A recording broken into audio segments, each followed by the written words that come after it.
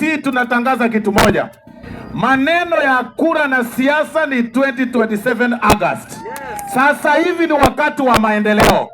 Upende usipende, rais ni William Samoei Ruto. Iko sawa, iko sawa. Na vile naona vile tunaendelea hivi na kule mbele. Na hii maendeleo ambayo inaendelea. Onye ni gae county. Option ishi BC. Afadhali mugabo yage ndirego chimotwalia. I am telling you. Onye option no mugako rio rego to sirie njire ngao. Afadhali mugabo yage ndirego toga ndirego chimotwa mbare kabanchira mangana wewe ndogenere. Onye option nere hiyo, because we must be very honest. Ya mwisho, Your Excellency. Siasa saa hii imefika. Watu wameanza kuzungumza maneno mingi juu ya IEBC.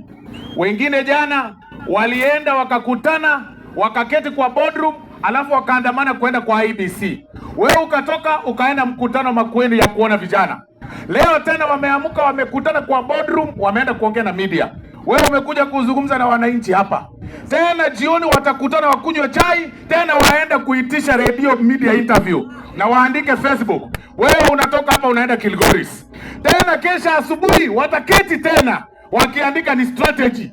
Na historia ya Kenya hii inaonekana tu kwamba hakuna kura iko katika IEBC. Kura iko kwa wananchi.